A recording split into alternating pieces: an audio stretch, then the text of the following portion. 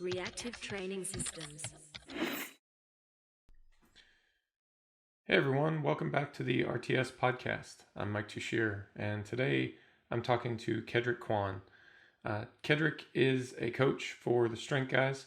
He's also a PhD student at the University of Auckland. He's studying under Eric Helms. And today I just get to have a chat with him, honestly. Our topics of conversation kind of focus around weight cutting a bit, but also in our usual style, we're not shy at all about ranging into topics around coaching and training, how any of these topics kind of have, there's kind of a meta thread that runs through all these different areas of powerlifting preparation. And it's interesting to see how concepts that apply in one area can also apply in others. I do give Kedric a little bit of time to introduce himself. So if you're not super familiar with him or who he is, he'll be describing all that once we get rolling. So I don't want to drag this out too long. So Jim, hit play. I normally try to avoid the have the guests introduce themselves line, but I think in your case it probably makes a little bit more sense. I think it might be useful to just kind of give you some space and let you describe what you're up to lately, like professionally, academically, just the interesting components of what you're up to. Yeah, so basically, my name is Kedric, right? I'm based out of New Zealand. Currently, academically doing my PhD under Eric Helms, looking at rapid weight cutting strategies and how it affects powerlifting performance. So in terms of like my academic research, that is, I would say that's basically it. In terms of how far I am, I'm kind of like drafting my proposal. So in New Zealand, the first 9 months is when you do your proposal, submit it. Once it gets once it gets reviewed and approved, then you can begin data collection in the next 1 to 2 months, and you collect data, and whatever you get, you write, and hopefully finish within 3 to 4 years. Right now, I'm in quite the infancy. I'm month 8, month 7, so need to submit my proposal and then wait for approval. So drafting it up right now. Professionally, I am a coach and nutritionist for the Strength Guys, and mainly a lot of my the people I work with are powerlifters, like yourself, Mike, and occasionally I have the general gym goer or the physique athlete. On top of that, I also do a lot of nutrition coaching for, like, say, the average gym goer who just want to look jacked, lose some weight, or powerlifters who wants to kind of optimize their nutrition for their powerlifting performance. Goes quite well hand in hand with my PhD as well, because rapid weight cutting strategies kind of fall under the umbrella of nutrition. And I also do have a background in sports and exercise nutrition, which is what I did my master's in. And I would say that's basically a brief summary of where I am, what I'm doing. Awesome. I think that's a good place to jump in. And we've been having some conversations lately, about all kinds of stuff in the world of powerlifting and improving powerlifting performances. But specifically, one of the things that some people brought up when they heard that you and I were going to be doing this podcast, they're like, make sure to ask him about the data collection from Worlds. So I don't know how much of that you can speak to currently, but the people want to know. Right, I guess if the people want it, you got to give it to them. Right. So I collected data from 2 Worlds. The first one was done 2018 in Calgary, and that was just a general assessment of the magnitude of weight loss in world level powerlifters and the methods they use. And the second year, I did it in Sweden, which is this year in Helsingborg. And for that was a little bit more specific. So the first one, I collected a more general overview of what world-class powerlifters do. This year, we looked into different time points. So 2 days out, and right after weigh-in. But at 2 days out, I also I kind of jumped the gun. So I administered a survey, right, 2 days out and right after weigh-in. And this survey measures some psychometric or psychological properties. And at 2 days out, I also asked them their body weight 7 days out. So we got body weight differences 7 days out, 2 days out, and their weigh-in weight. So that plots a really nice timeline, or seeing in a way how much weight they lose over the week, which can be classified under rapid using some form of rapid weight cutting strategy to make weight. And based on how much weight they've lost, we see if that affects how they feel, their overall psychological well-being. So those are the 2 studies I actually did for my PhD. The first study, it's actually very interesting because for each of the questions we asked, we use a different survey for the first one. Like say the first study is a little bit more general, and for each of the questions we asked, we actually assign a score to the question based on how aggressive it is. Like if you lose more weight, you get a higher score. If the method of weight loss is more aggressive, such as maybe wearing rubbish bags or taking diuretics. I know diuretics is banned in powerlifting, so nobody should put that. Or diuretics or laxatives, so it falls under the same category. And those a little bit more aggressive, so we assign a higher score. And what I actually did was we look at medal, if they won a medal or not, whether it's bronze, silver or gold. And we also asked if they won a gold medal, whether it's for the overall goal or the specific lift. And what we found so far, I've not run the stats on it, so everything's reported as percentages and means, was that the aggressiveness of the weight cutting strategy used, so the lifter that got the highest, a really high score, doesn't really whether it's a aggressive or least aggressive method doesn't really matter in terms of predicting whether you win a medal or not. So it kind of is doesn't really matter. But some top performers cut a lot of weight and then other top performers don't. Yes. So but what we found was that those that reported that if they saw a decrement in training performance tend to not win a medal, right? So those that did not see a decrement in training performance, they tend to have higher chances of winning a medal, which if you think about it, makes sense. I mean, if your results, right, is an adaptation or accumulation of all your training sessions, if you have 10 bad training sessions, the guy that have 10 good training sessions might perform slightly better. So that's what we found. So, but the thing you have to take note is that this is in world-class elite powerlifters, and this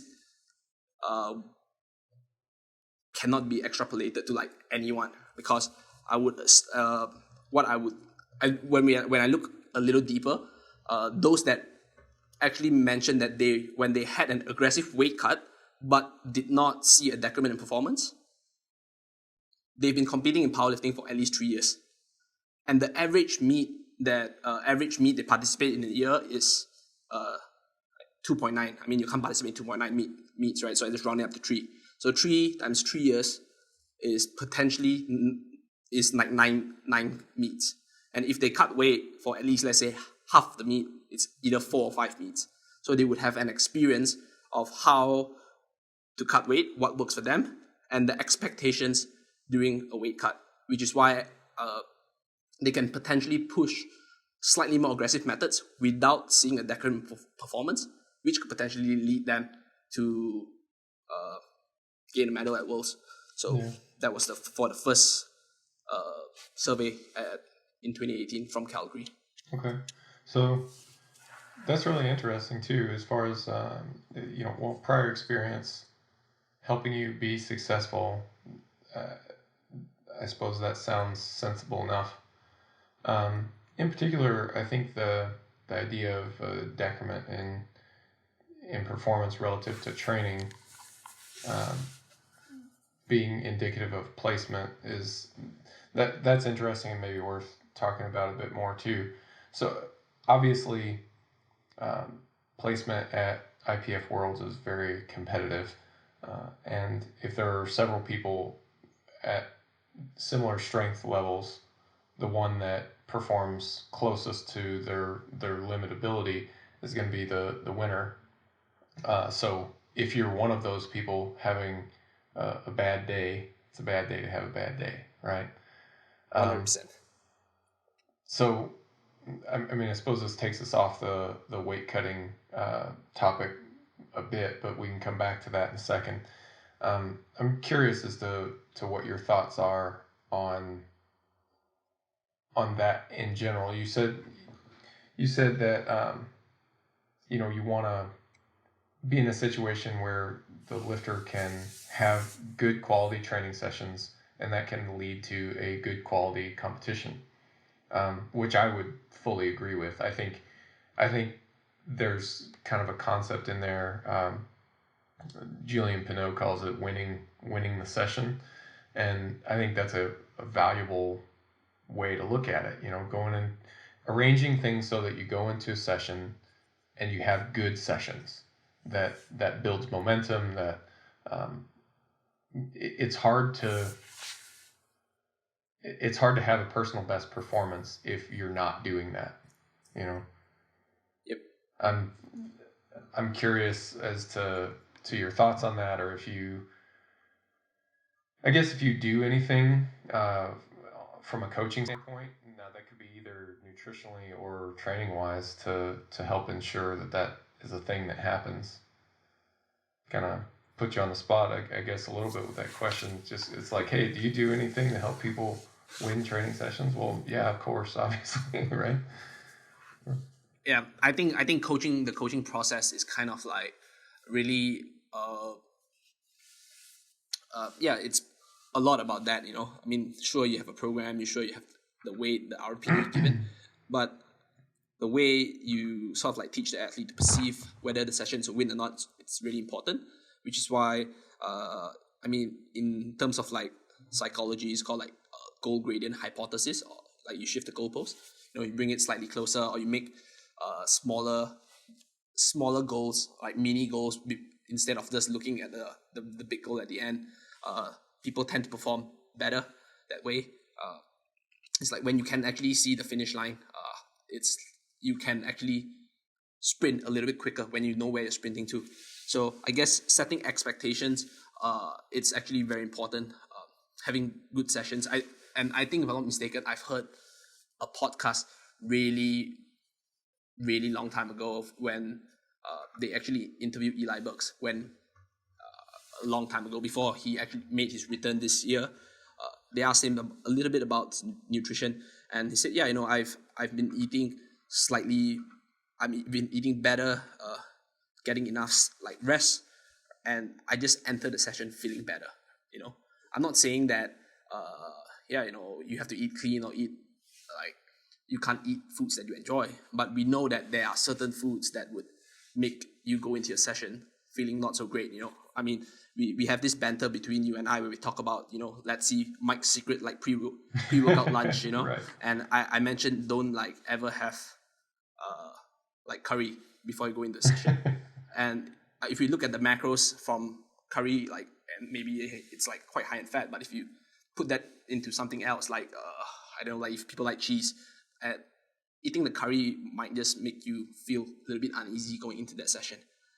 So I personally think that nutritionally, there are certain foods that actually would make you, like, if you know yourself well, like say, right, if I have a big session today, right, I'm gonna control for like elements where I want to go in with feeling the best I can, which means that things like, if probably greasy fries might not be the best option, maybe having curry would not be the best option. Let's just have a normal, wholesome, like nutritious meal, right? If my session is a big win, if I really want that greasy fries, I can have it later, and like sort of like setting yourself up for a good session it's important, and it also builds confidence. Like say having a bad day at IPF Worlds is a bad day because if your confidence is already shaken, and being in such a daunting environment might actually rock you even more. When I did kind of like help Taylor Edward this year with his nutrition at Worlds, he kind of, we already had him drinking fluids before the weigh-in. Granted, we didn't have to cut a lot, but I feel like, if you have the guy that is drinking before the weigh-ins, just sipping on water in front of everybody who is like potentially like dehydrated and like waiting for their turn, like praying that their weigh-in time comes faster, that guy who is drinking and just feeling great would potentially go into competition feeling better. So it's this small like steps, or I would say some people might actually not consider it, but I would say if you can build that confidence, and for that athlete, whether it's through having great training sessions, maybe staying away from failure, right, or not missing a lift, that would be great. And missing a lift can consist of many things, right? It could be a technical fault, and if you're tired, or if you have lack of sleep, or you're not focused, you might be strong, but you might miss the lift due to like a misgroove, right? But that could potentially rock your confidence, right? So everything is kind of like intertwined. The whole confidence thing really matters for an athlete, especially when they're performing at high level. And I know you've done a little into like the 5-factor model and like the ocean thing, and like if they're high on the neurotic scale as well,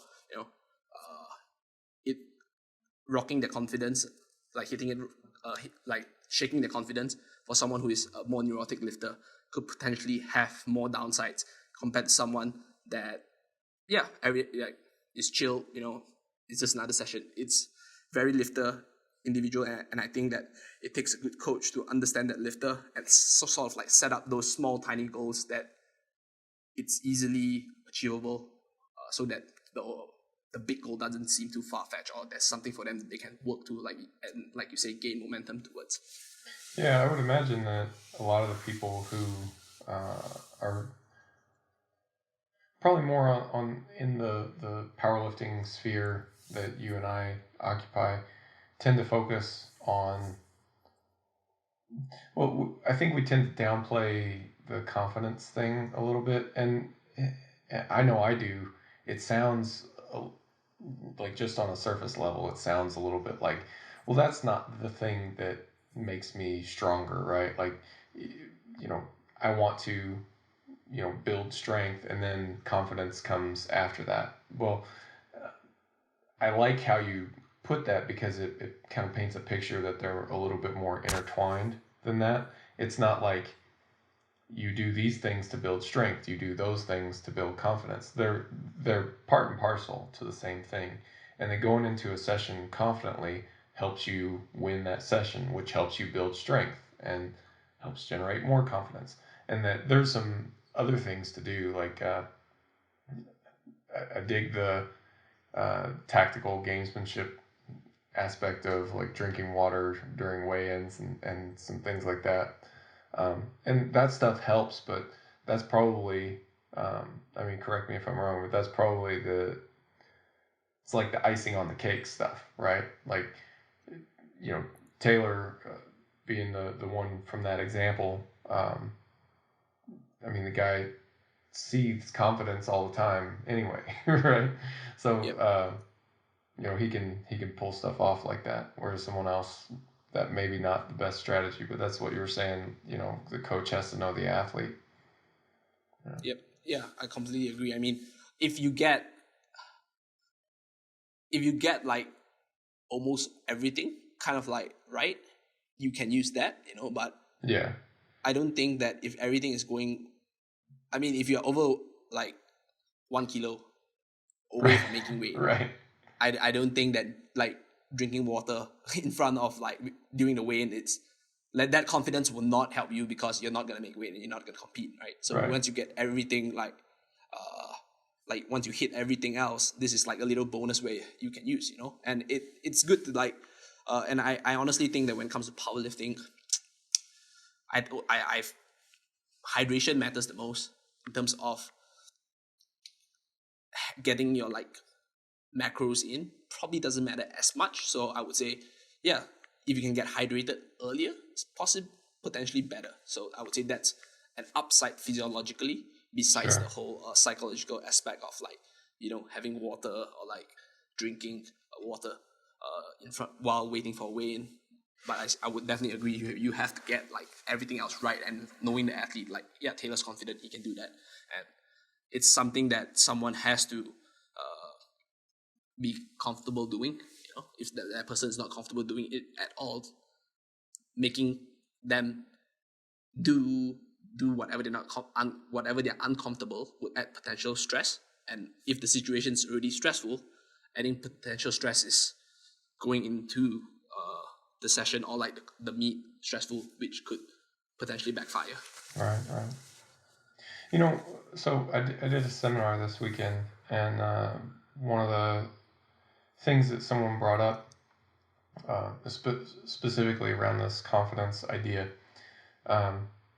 they were talking about RPE programs and percentage programs, and I was kind of presenting on the whole emerging strategies concept, which really encourages the calculation of an estimated 1RM and tracking that as a generalizable kind of progress. It gives you an idea of how the athlete's making progress over time. And Yep. someone brought up something I thought was a really good point. They mentioned that if you're coming from a percentage training background and you're not familiar with tracking estimated 1RM, the whole notion that you're going to have ups and downs might affect them more. That of course, this is a thing that is true and is happening physiologically no matter what, but in a program where you don't ever calculate that and there's just the weight on the bar, and yeah, it's vaguely harder or vaguely easier, but you're using a little bit more weight this week, or the reps are different this week, that you don't have that thing staring you in the face that's like, oh, my estimated 1RM went down X number of kilos this week. That's news to some people that, hey, this is a thing that happens and it's normal, right? And if that's news to you, that may kind of spark a bit of a heightened response. And I thought that was a really interesting point, something I hadn't considered before. And I suppose if you were in a situation with someone like that, it would be really important to communicate that with them. Just generally keeping the dialogue open between coach and athlete to manage those expectations. And that may not fix it entirely, right? But I guess that's your best shot, right? Versus not talking about it. Yeah, I completely agree. I mean, at the end of the day, like we say, setting up the expectations matter. Because if you hit your expectation, that creates confidence. If you do not hit your expectation, that lowers your confidence. So if like confidence is a dial, right? Like sort of like the expectation would be like, yeah, how far can you go? Because I would say, I can set my expectations, right? I'm 83 kilos. I'm going to total 1,000 kilos, right? That's my expectation. But I would never ever do that. Never in my life. But I think managing the athlete's expectation, communicating should be the better word, not managing, because Sure. People kind of like see managing with like there's like negative connotations to it, but they are communicating the expectations is super important. It's the same with weight, right? Weight fluctuations, you know. Yeah. It's a good Weight point. go up, weight would go down, and how I do it is that if I know someone is potentially a little bit more like neurotic, or that could create a heightened response, I would say, if obviously if I have the time, I would do the tracking. I would say on sort of like my own, like do the calculations. You give me whatever, right? If you plot the trend and say, right, we see the up and downs, but overall, your 1 max goes up after say the amount of weeks, and after when that happens, when we have that picture, I would say, all right, go ahead and try it yourself. And if they start freaking out, I say, right, this is from your previous training session, your previous training block.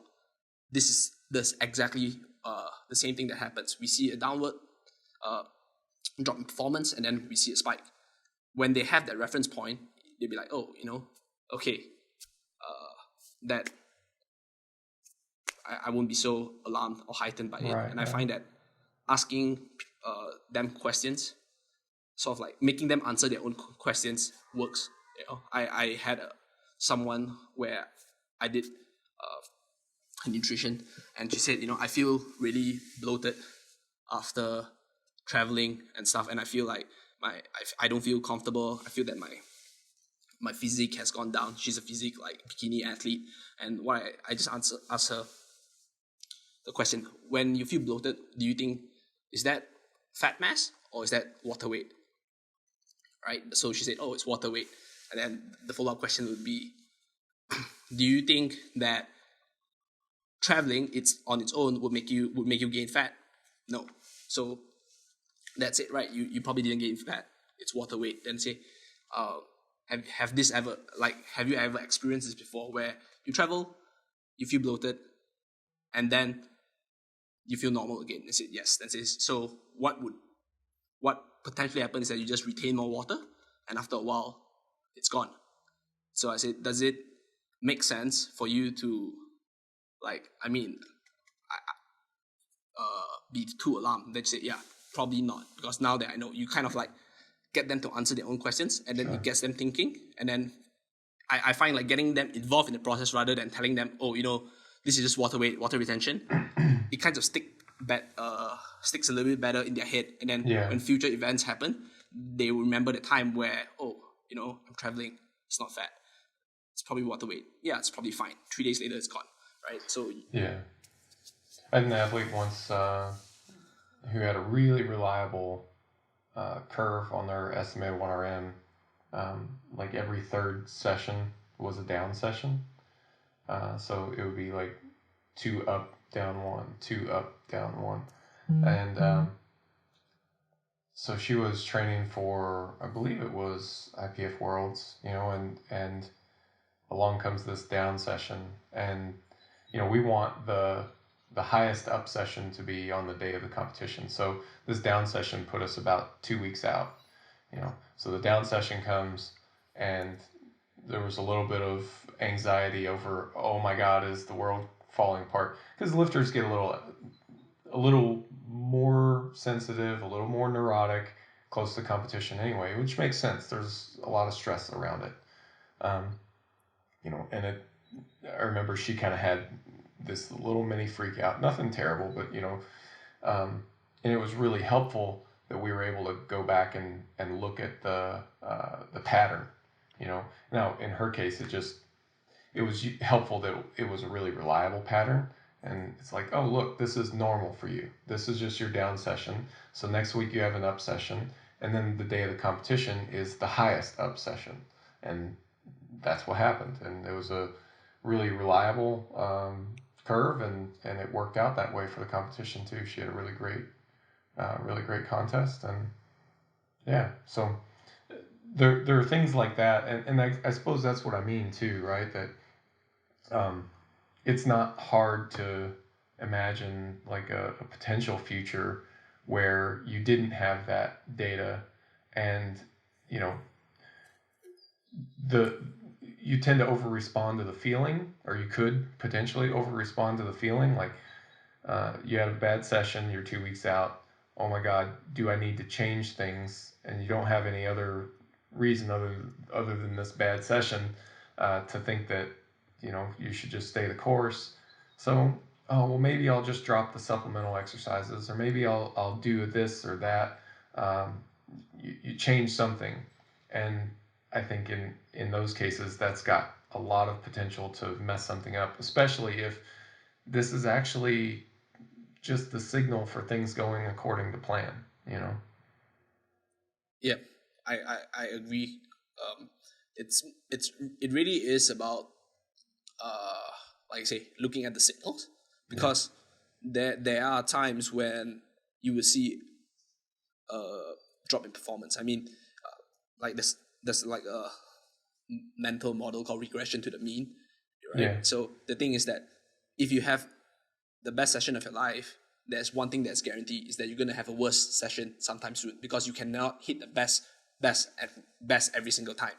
But if you also had your worst session of your life, there's also another guarantee, which is you're going to have a great session that's better, right? That is the mean. You fall back to the center, and that always happens. And if you technically think about it, every training session after your meet, until you hit a new PB or PR, whichever you want to call it, depending on which region you are, is a poorer session than your meet performance anyway.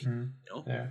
And I think communicating that to the athlete is important. And then you say, right, look for the signals that that actually points that you're heading towards the right direction. Yeah. When you're driving on a highway, you look for the signs where you're going, right? Even though it's a long stretch and you don't know where you're going, but when there's a sign, you're heading towards that right direction. So you look for the signs. And that is when having a good coach and being aware of the training process is actually quite important. Yeah. To kind of take us back to a metaphor you used a few minutes ago, you were talking about when you know where the finish line is, you're able to sprint a little bit faster. And I hadn't really thought of it that way before, but I wonder what it makes me think of with regard to this notion of winning the session.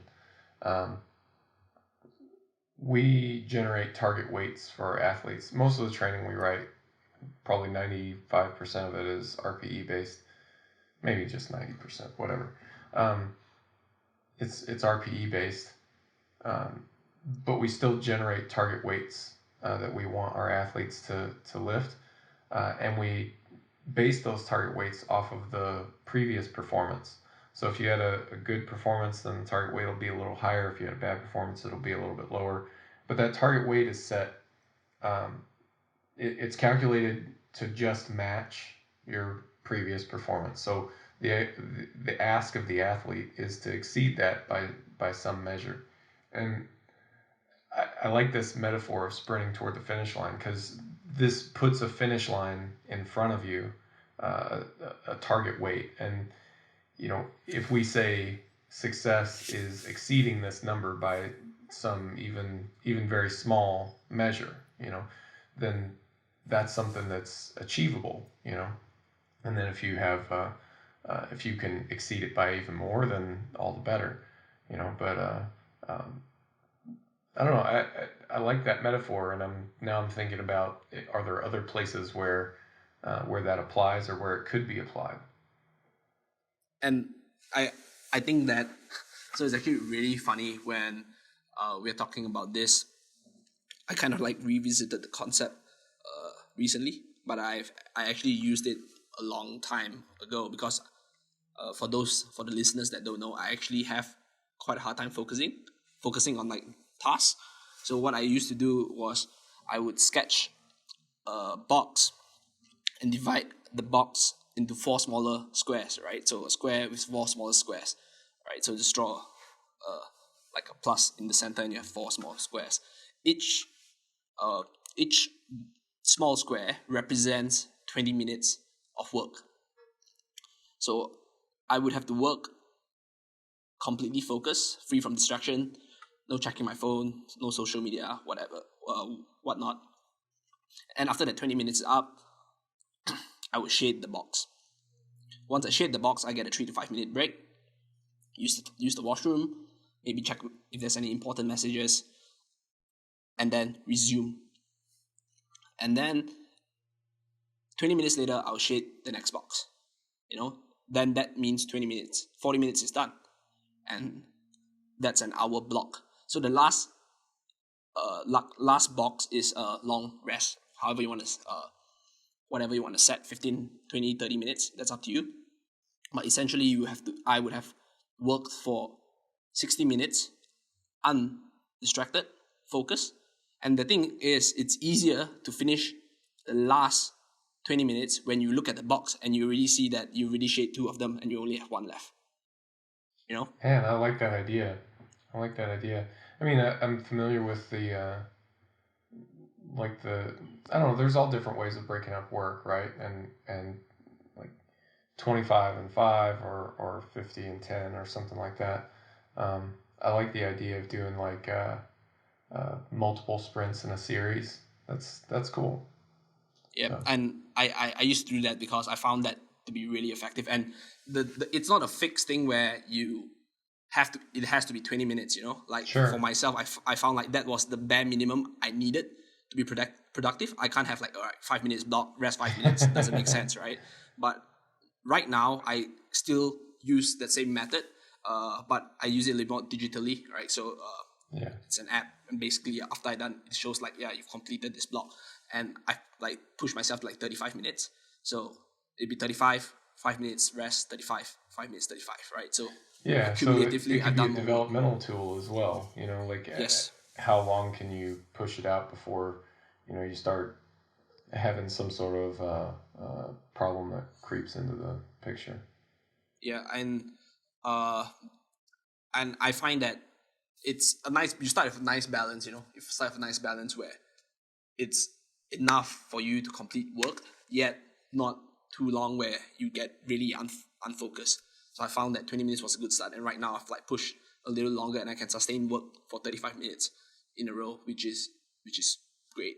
So for cognitive creative work, that is something I think. I don't know. Occasionally, you can get immersed and just wrapped up in something and spend a considerable amount of time doing it, but a lot of times I find that it's not how it works in the real world. You have these shorter sprints and you can either lean into it or fight against it. And I don't know, it makes sense to kind of lean into it from where I sit right now. Yep. And I think like if we think about it, I mean the science behind it kind of like sort of like tricks your brain to have like small rewards, and it gives you like a small sense of accomplishment, which could potentially trigger like the dopamine and stuff, and like the reward centers in the brain, which is like, hey, this feels good, let's go, rather than setting like, oh my gosh, it's 1 hour, daunting, 30 minutes, I'm stuck halfway, I feel like giving up, this is tough. Breaking it up allows you to like say multiple short sprints helps, and it's like it's the same thing with training, right? If you have like let's say you have the blocks, right, 4 blocks, and like for each block it could be a week or like it could be a session per session, you set off like, yeah, this is a goal you hit for this block or this week, right? Maybe if you're a coach, you have an athlete that need to focus a little bit on that technique, right?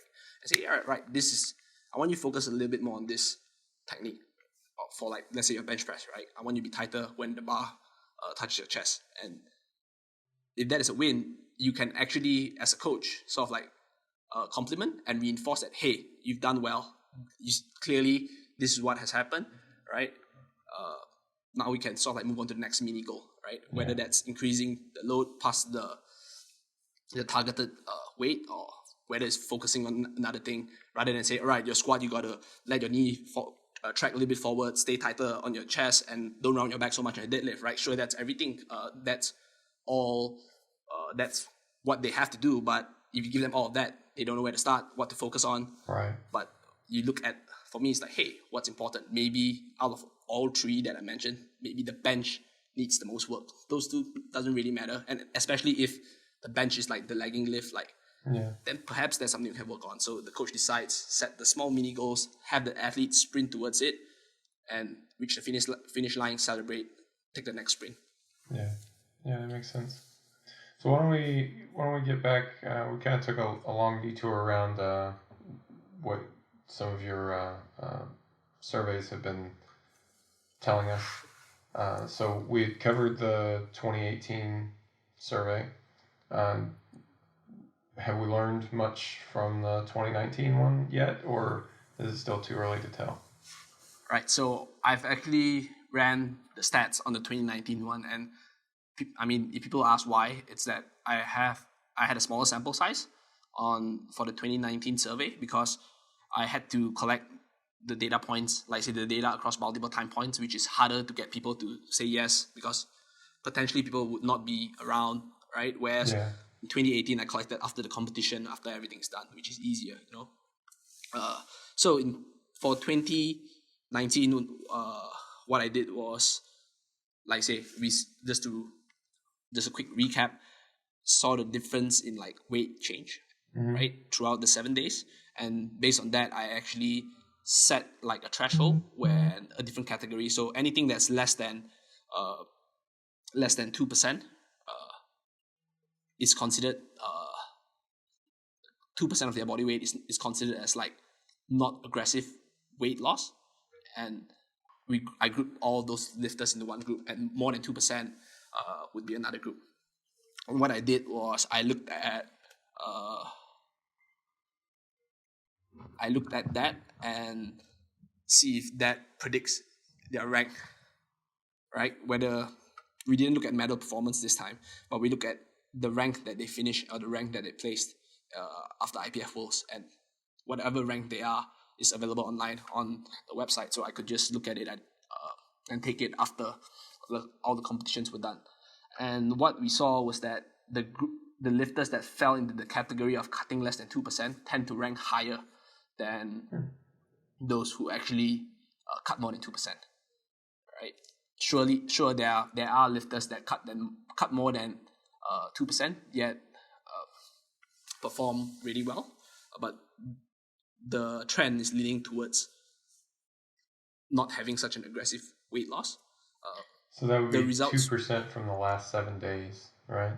Yes, so 2% loss within the last 7 days, right? So based on the literature that's out there, and those are done in combat sports, combat sport athletes, they classify 2% or less to be not an aggressive weight cut, right? Yeah. And so, and based on the questions I asked, there are 8 different questions in the questionnaire, and I wanted to see if there are any of those particular questions.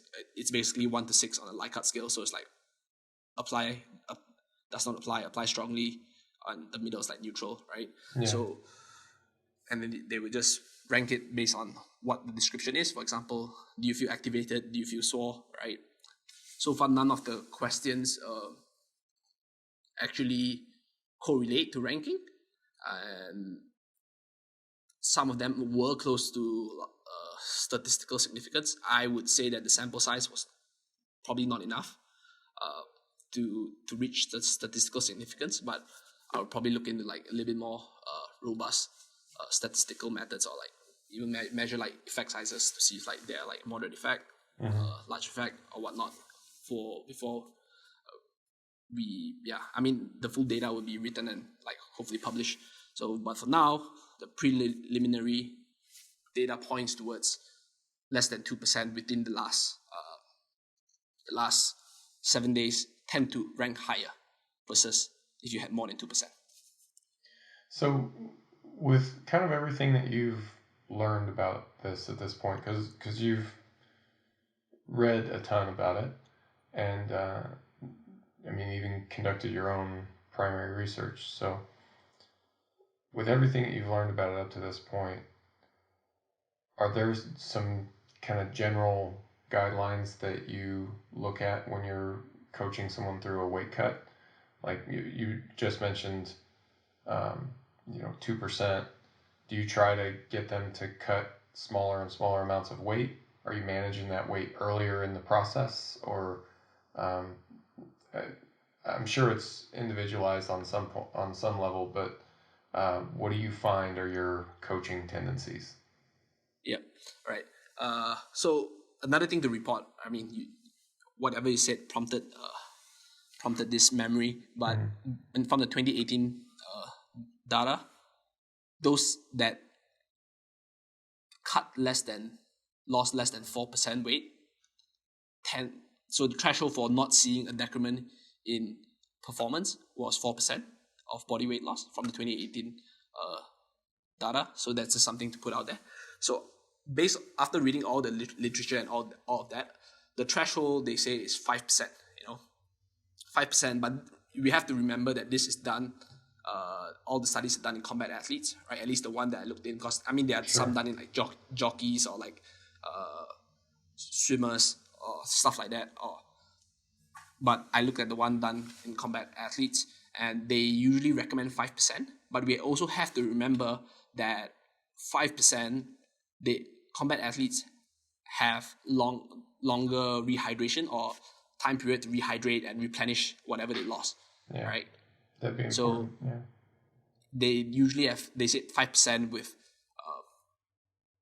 if I'm not mistaken, the paper that reported 5% also had a 16-hour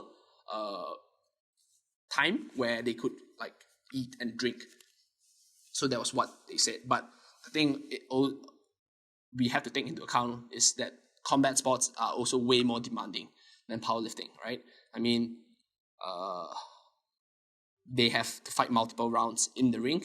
Powerlifters, 9 attempts, you're done, So I would say, to be honest, right now, the fine balance would be, I would say I wouldn't recommend someone go above 4% their competing body weight, so 4% heavier, but around that should be a good balance, and then to manage their weight, like when you ask the question, do we manage the weight early? I would definitely say that we manage it as early as we can. It's the same thing when it comes back to the concept of seeing the finish line, right? So since we talked about that, I figured it'd be something good to add on. If we look at a training block, let's say we have an athlete that's 12 weeks out. The middle, when you don't really see the finish line, is potentially going to be the toughest, And that's usually when people start their cuts, right? They'll be like, we're like 6 weeks out, 6 to 5 weeks out, let's start cutting weight. But that is like at the point of no return, where you're neither here nor there. And cutting weight is additional stress, And for someone that has been eating said amount of food, just to drop their food amount could potentially lead them to be hungry during training sessions, or which kind of like, you're demoralizing.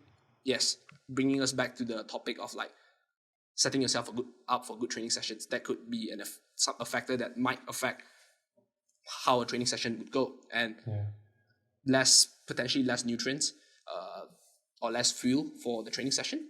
And look at it as you have a point of reference.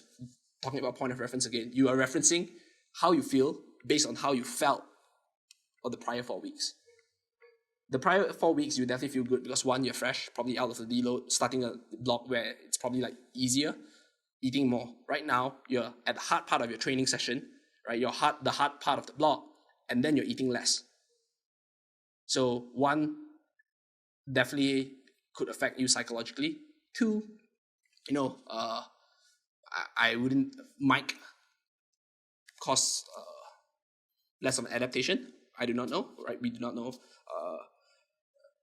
But I would say it would definitely make training much harder. So I would definitely recommend people cut or like manage their weight earlier in the training block where they feel fresh, where training is not as difficult, where fatigue is not as high, right? And then when training is hard, it makes sense to eat more, because if we look as food as something that could potentially increase our stress or reduce it, by having more food, we could potentially reduce our stress. Knowing that the training is hard, we want to reduce our stress, we can have more food.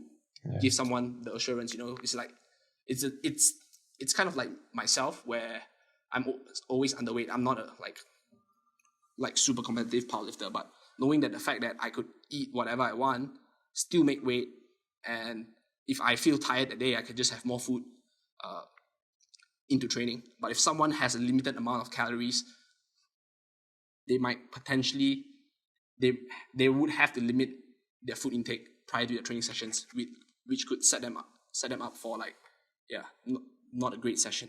Right. So just to wrap it up, cut or manage your weight earlier in training block rather than later. Even if you could go slightly under your competing weight, that's fine as well.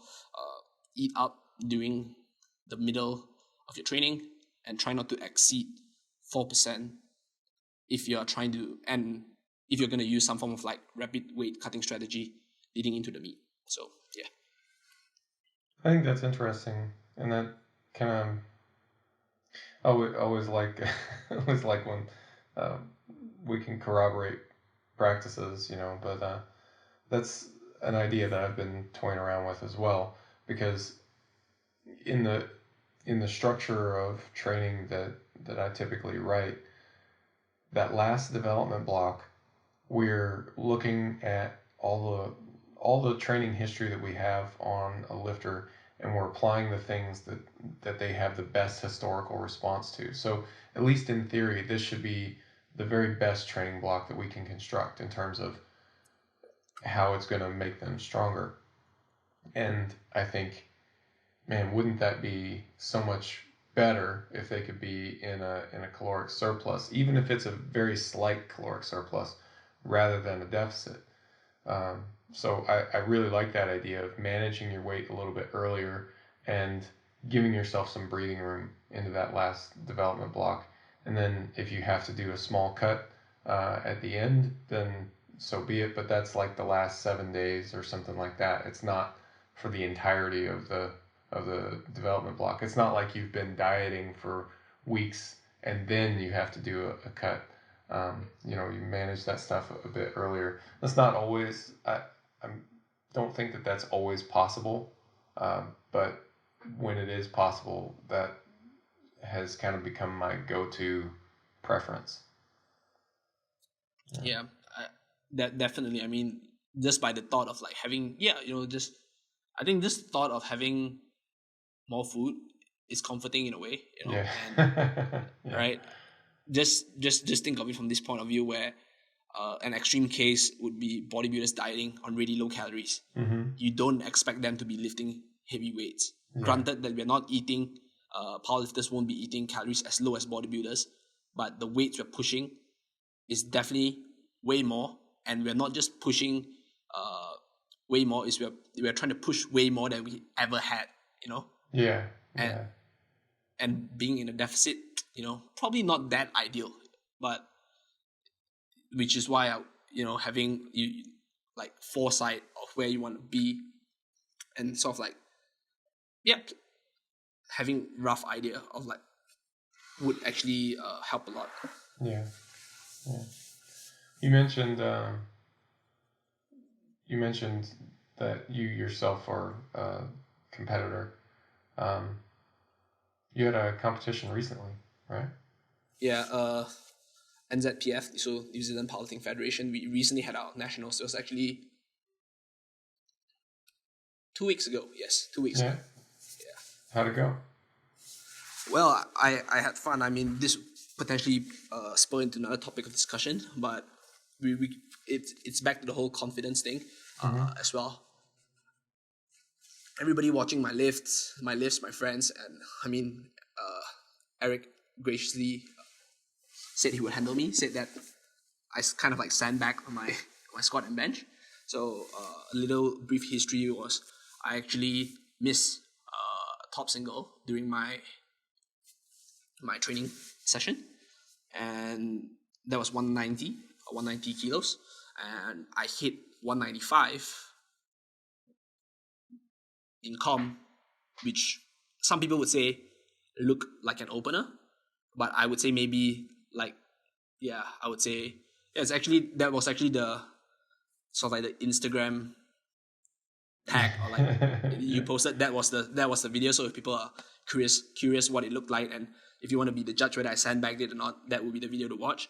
But I would say maybe it was a second attempt, slightly less than a second attempt at best for me. But the thing is, hey, I failed 190 during my peak, right? So my confidence was definitely shaken, and especially squat has always been something that I'm not particularly good at, but I would say the competition went well. I exceeded my expectations. I had a 20 kilo meet total PR, and yeah, it was great. Definitely saw some really strong lifts there. We had a guy pull 380 kilos on a deadlift, which is a massive pull. Wow. Yeah, I mean, granted he's in the super heavyweight class, but I think the super heavyweight world record is like 390 plus by Ray Williams, and this guy, he's not as experienced as Ray Williams in terms of competing years, and I would say definitely not as big as Ray Williams, because I'm pretty sure not a lot of people can grow to the size of Ray Williams anyway. Right. A 380 pull is pretty impressive. So definitely some good lifting. It's my first year here in New Zealand Nationals as well, but I would say fun meet. I enjoyed it, helped out and stuff, and competed, coached as well. So that's fun. Do you feel like competing yourself has made you a better coach?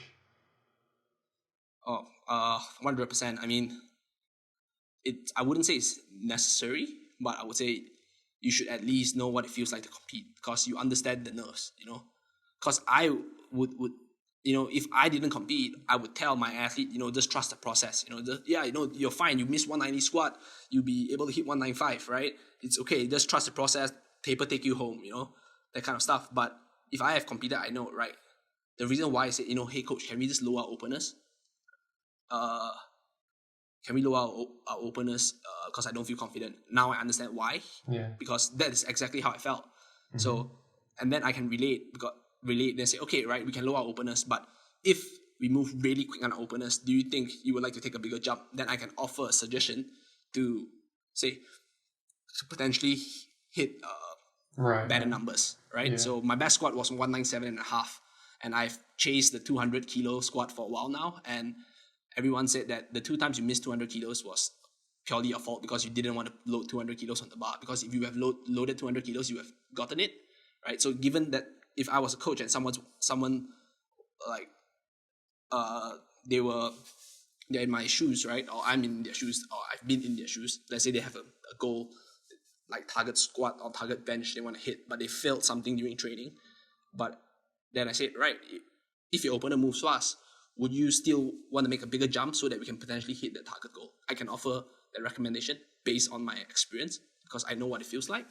And like, you really know what it feels like, not just, sure, coaching a bunch of athletes, they'll tell you the same thing, but until you know what it feels like on meet day, you kind of like know how the lifter's psyche is, and then you can say, right, these are the things I know you're thinking about this could potentially go through your mind. And the thing would be like, hey, if the athlete actually thinks about that and what you predict actually happens on meet day, the athlete will be like, oh, this is exactly what's happening, right? Let's just go, let's just make a bigger jump. Eric said that, if he didn't fail that 190 during training, I would just load it 200 kilos on the bar, because I know he'll get it, but yeah, so it's that. And I think it does help me be a better coach. So that's a long story to the short answer. I mean, I agree with you for sure. I think that it gives you some perspective, and it just helps you understand, and even that understanding, even if it's limited to just mere understanding, it can help you make a better decision, and decisions matter. So I don't think it's necessary in the sense of you can be a competent coach, you can be a skilled coach without it, but I do think it's irreplaceable in the sense that there's no other way to get that kind of insight, I don't think. Sorry, go Yeah, ahead. no, sorry for cutting you off, but people say like, experience is the best teacher. So Yeah, yeah, I agree with you. I think it's there's something to be said for it as well. Like at even at different levels of competition, like something that a lot of people who coach athletes at the IPF world level say, it's not at all uncommon to have lifters come to IPF Worlds and have competitions that are below their expectation, the first year or even the first couple years. And why might that be? Well, the travel, the weight cut, the different environment, we throw out a litany of different reasons. But to me, at least, none of them seem to have a lot of explanatory power. There's nothing where I'm like, that's the thing right there. And if it wasn't for that, everybody'd be doing great. And I mean, at the end of the day, it doesn't matter. There's just this perception like, well, it's just different, and it's not everyone has that experience, but it's fairly common. And I think even that is kind of this observation that you can come away with it. Well, it's just different. And I mean, you can get that's a particular observation you could get just by being there and coaching lifters at that level. But um, it's another thing, like it's another thing to feel it as well, but anyway, that's kind of a random ramble, I guess. But I think it's interesting how being able to feel what it feels like to compete can help you get some sort of insight when you're helping lifters prepare. And it's not even being there with them at the competition, but just in the like, hey, I know that you're 2 weeks out and you're not really thinking that much about the competition right now, but it's still there. It's still affecting you in the back of your mind. And, maybe you're a little bit more stressed out than you realize, you know, something along those lines. yeah, I mean, it's a high pressure environment, right? I mean, to look at it from a different perspective is uh, like fighter jet pilots, Yeah. right? They run simulations all the time, right? Because Is you this have where you're going to try to work in your Top Gun quotes? you read my mind, but yeah, some like like you fight like they run simulations all the time because at the split second, like what Top Gun says, like if you think you die, Yeah. But the fact is that if you run that simulation multiple times, that it kind of is like second nature. So Yeah. you kind of like know what to do. But for the lifter that doesn't, you ran the simulation for them, so you can provide that advice. Granted that powerlifting you have 1 minute to think because you have 1 minute to submit your next attempt, and you technically won't die. But you run the simulation for them, and then and once they've done it, they've run that simulation successfully, and they can use that as like a reference point for future meets. Sure. Which is why for myself, the next time I know that I might not even take a 200 kilo squat. I'm probably gonna go like 205 or like more than 200 just to make sure I break that 200 kilo squat. Yeah. But yeah. Well, man, I am coming up on my time limit this time, so I think this is a good place for us to wrap it up. It's funny, like we were talking about, hey, what do you think we should cover? What do you want to talk about? Well, I wrote some notes down, and we're just kind of getting going. So I think we'll have to sit down and do this again sometime. Really enjoyed talking with you, and thanks for um, thanks for sharing all the knowledge that you've gained around weight cutting and around coaching more broadly. Yeah, really appreciate the conversation. I mean, yeah, pleasure is mine. Yeah, it's funny because you did say that we would not have a problem finding conversations Right. to talk about, and I think, like I say, we barely like scratched the surface. Yeah. Because I'm sure people would have. I have like a couple of questions where people talk about like, what are your thoughts on like tapering, right? So obviously, like whatever happened to me during nationals, like yeah, the taper helped, whatever. That could be potential conversation for next time. People ask, how like the differences in the way RTS coaches and the way TSG coaches. Like your RP based people, like TSG a lot. We use a lot of like percentages. What are your thoughts on that? Those are like a lot of things that we can talk about, and which would open a. I'd love to get into a lot of that stuff, and a lot of that stuff is, yeah, I don't know. Anyway, that's some great area for conversation, and we'll have to set that up. Yeah, 100%. I'm looking forward to whenever the next part would be, but it was a pleasure, and definitely thankful that I could share whatever insights and knowledge hopefully be helpful to your listeners. And no way better to end the conversation than actually slotting in a Top Gun quote. So that was good, I guess. So I guess we should also not forget to cover the cursory. How do people ask you more questions, and how do people get in touch with you? Right. So I'm active on Instagram. I try to limit my social media usage and stuff. So Instagram would be a good way to reach me. Kedric TSG, right? So KEDRIC TSG, and my email is kedric@thestrengthguys.com. So those are good ways to reach me. Instagram messages, if they usually go into like those folders where like you have like 5-10 message requests, and if I don't check, it's best to email me, because a lot of that is like, hey, do you want to buy some followers? Hey, we can improve your Instagram social media account. So those are the best places to reach me. I answer almost all questions people send, and it could take some time especially if I don't see it. But yeah, those are good places to reach me. All right, excellent. Well, thanks again for your time, and thanks everyone for listening, and we'll see you next time. Right. Thank you for having me.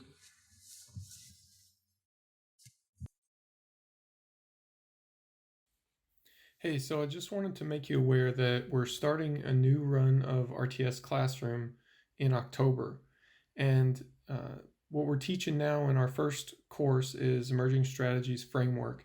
And it's all about how we set up our training programs, how we learn from our athletes, and adapt these programs so that we're getting the best response possible from those athletes. I've put up some videos about emerging strategies and talked a lot about emerging strategies on the podcast and in various outlets over the last couple years. So if that seems at all interesting to you and you really want to understand more of what I'm talking about, that's if you want to get it laid out in a specific actionable sequence, or you just want to go more in depth, or you want to learn about specific tactics and techniques that we use, definitely check out RTS Classroom. We've got 10 lessons. They'll happen over the course of 3 months. There's Facebook group interaction, get your questions answered, and get your homework assignments checked in on and things of that nature. So definitely check that out. If you want to learn more about the class, you can go to reactivetrainingsystems.com, and there's a classroom link in the main menu at the top of the page. So check that out. If you're interested or you have any questions, let me know. Reactive Training Systems.